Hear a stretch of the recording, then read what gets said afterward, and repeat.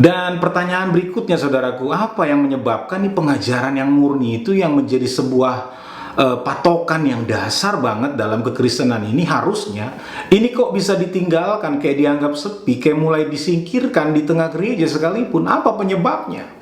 Dan ketika kita telusuri, ketemu kita jawabannya, yaitu pengajaran pragmatisme. Dan pengajaran pragmatisme itulah yang sepertinya menyingkirkan pengajaran yang murni, yaitu pengajaran yang sifatnya kebenaran itu ketika diakui benar, ketika itu punya manfaat dan guna bagi seseorang.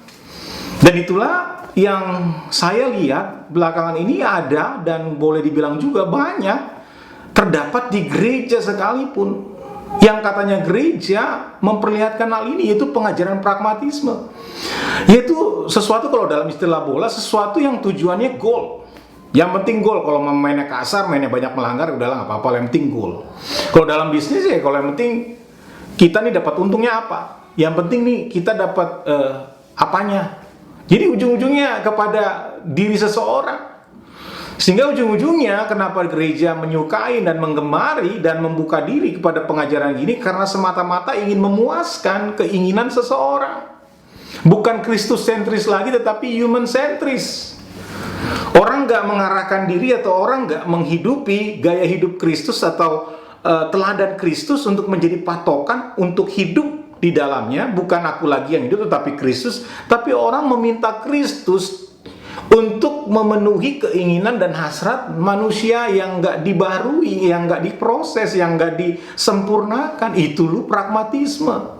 Sehingga ujung-ujungnya ya Tuhan kita pakai, ujung-ujungnya kebaikan Tuhan kita minta untuk memenuhi keinginan kita. Itulah yang membuat pengajaran yang murni itu, yang asli itu dirusak saudaraku.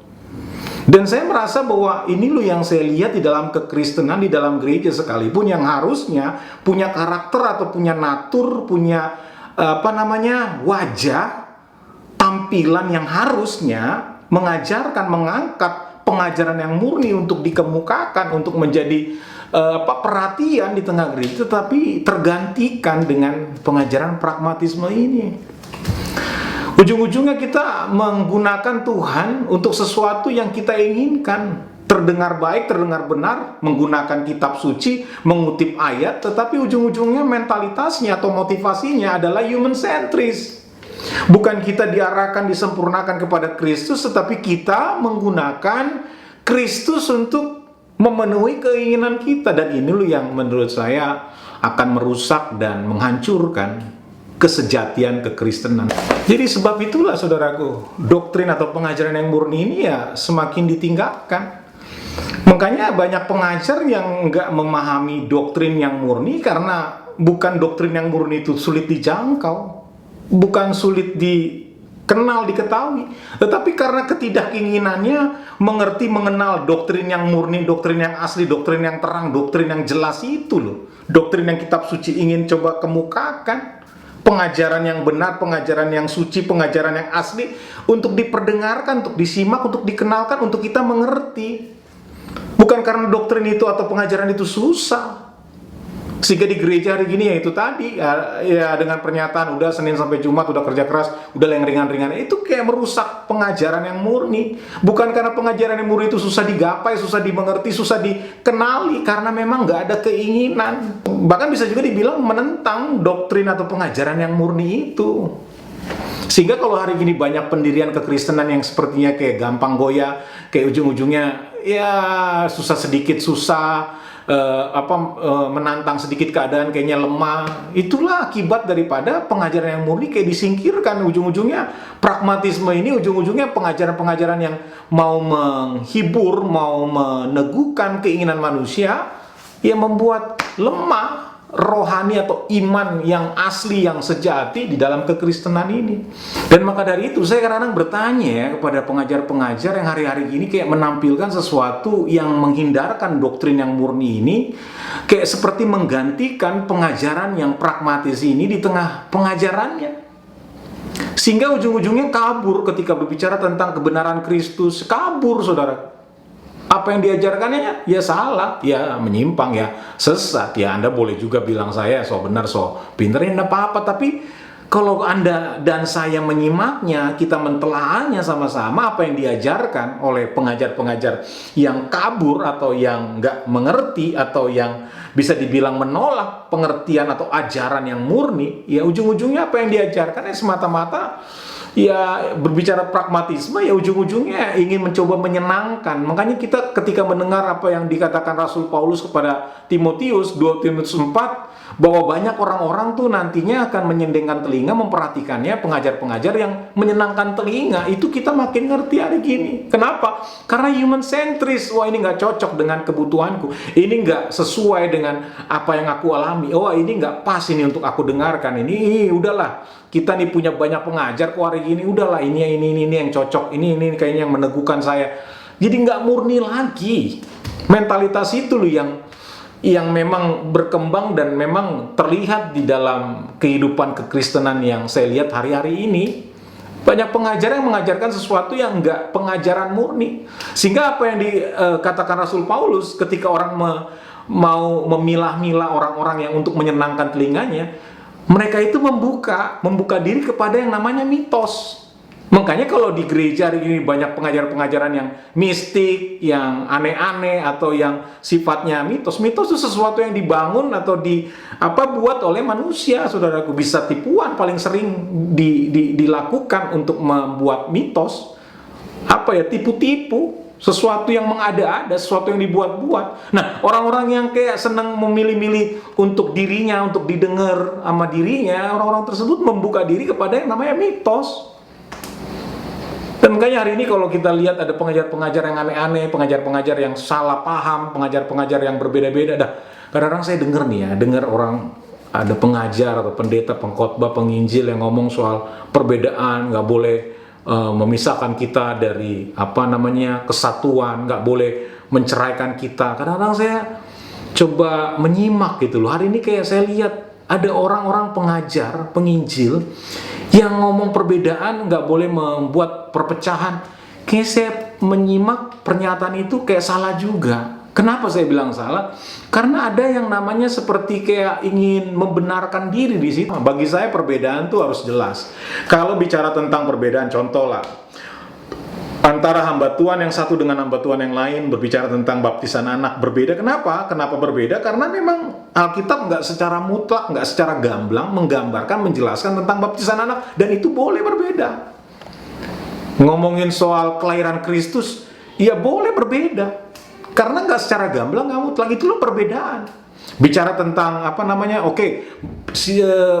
waktu kapan atau tempatnya di mana Paulus menulis surat kepada jemaat di Filipi. Ada yang bilang di penjara Efesus, ada yang bilang di penjara Roma Itali. Iya, karena nggak jelas dan karena nggak diungkap secara mutlak, nggak gamblang, ya itu boleh berbeda. Tetapi ketika Kitab Suci berkata tentang perceraian, ya bercerai ya harus dibicarakan dengan jelas sejelasnya apa yang Kitab Suci ajarkan. Ketika berbicara tentang keselamatan, bagaimana keselamatan itu terjadi, dan hari ini kita melihat banyak sekali pengajaran-pengajaran yang sepertinya menggunakan Kitab Suci, tetapi apa yang isinya kita simak menjadi sebuah perbedaan yang salah, perbedaan yang menyimpang. Dan kadang-kadang saya lihat ada hamba Tuhan yang katanya sih ngomong soal berbeda boleh. Enggak, bolehnya berbeda itu perlu kita simak, perlu kita coba telaah lagi apa yang you maksud berbeda. Dan hari gini kita kan ngelihat lah ada hamba Tuhan yang dulu ngajarin A, itu tadi karena pengajaran yang murni itu nggak diketahui atau nggak dikenal. Ada hamba Tuhan yang ngomongin pengajaran yang A, hari ini pas sudah 10 tahun lewat ketahuan, salah ya ternyata. Bagus kalau hamba Tuhan itu ngaku salah dan berubah. Tapi ada juga hari gini udah 15 tahun lalu dia ngomongin A atau ngomongin B. Hari ini ketahuan, you salah, yang you ngomongin dulu tuh salah. Orang tersebut kayak seperti nggak merasa bersalah. Itu dibilang perbedaan. Nah itu yang saya kadang-kadang kayak ingin coba koreksi lagi gitu loh. Hal ini loh yang ada dan bisa dibilang cukup lumayan juga ada banyak di tengah-tengah kita di dalam kehidupan kekristenan ini. Ada orang yang kayak mengaku nggak bersalah, tetap percaya diri aja, padahal dalam pandangan kebenaran yang sudah terbuka. Dan ini yang menjadi pesan yang harusnya mengingatkan dan menyadari kita dan harusnya kita gentar terhadap ini. Kebenaran itu akan nyata. Entah itu waktu dekat, entah waktu yang akan lama, tapi kebenaran akan nyata. Itu akan terang, saudara. Dan kita nih, kalau Anda menjadi hamba Tuhan atau pengajar, kalau you udah ketahuan salah, you harusnya ngakuin salah dan berubah. Dan berubahnya juga jangan salah lagi. Harus berubah dengan pengajaran yang murni, yang benar itu yang bisa kita ajarkan dengan benar. Harusnya sih gitu, tapi kita ngelihat saya ngelihat ada hamba Tuhan yang kayak begitu gitu, kayak udah nggak mau tahu. Salah, kalau udah salah dibilang wah berbeda, you begitu, I begini. Oh, ukurannya apa? Keyakinan you? Ukurannya apa? Pendapat dan pemahaman you? Pemahaman nenek you? Aduh saudaraku, ini loh yang saya lihat di tengah-tengah gereja sekalipun memperlihatkan hal kayak begini. Dan penyebabnya yang poin pertama ini, kenapa lacking of discernment itu terjadi? Karena pengajaran yang murni itu nggak dikenali, nggak diketahui, nggak dimengerti. Ini yang membuat lacking of discernment. Dalam hal ini kita melihat efeknya atau hasilnya adalah pengajaran-pengajaran yang diajarkan katanya hamba Tuhan atau pengajar, ya banyak yang menyimpang, banyak yang salah. Dan ini perlu kita simak dengan hati-hati, dengan sungguh. Perhatian kita nih harus benar, saudaraku. Nah, sebab itu kita perlu diisi dengan kepengajaran yang murni ini. Pragmatisme ini loh yang sangat banyak sekali digemari. Kenapa? Karena bagi saya sederhana. Kristen yang katanya Kristen, mereka menyatakan dirinya Kristen, tetapi menyukai pengajaran pragmatisme, semata-mata yang menunjukkan atau memberikan arti yang sangat terbuka buat kita bahwa kita melihat dari apa yang mereka perlihatkan, mereka sesungguhnya jadi Kristen yang berfokus kepada dirinya sendiri, saudara. Itulah pragmatisme yang kita lihat di dalam kehidupan kita di tengah gereja ini, saudaraku. Sebab itu, lewat ini saya ingin coba kemukakan sesuatu yang sudah diungkap, sudah dinyatakan, sudah diajarkan. Kini ini penting sekali mengerti kebenaran. Sehingga dengan kebenaran yang kita mengerti, kita tidak akan bisa dibuat atau diarahkan dengan sesuatu yang tidak benar, saudaraku. Sebab itu penting sekali. Penting sekali, saudaraku. Pengajaran yang murni akan meneguhkan iman kita yang kuat dan akan membangun ketajaman kita di dalam menetapkan sesuatu yang benar. Salam sejahtera, saudaraku.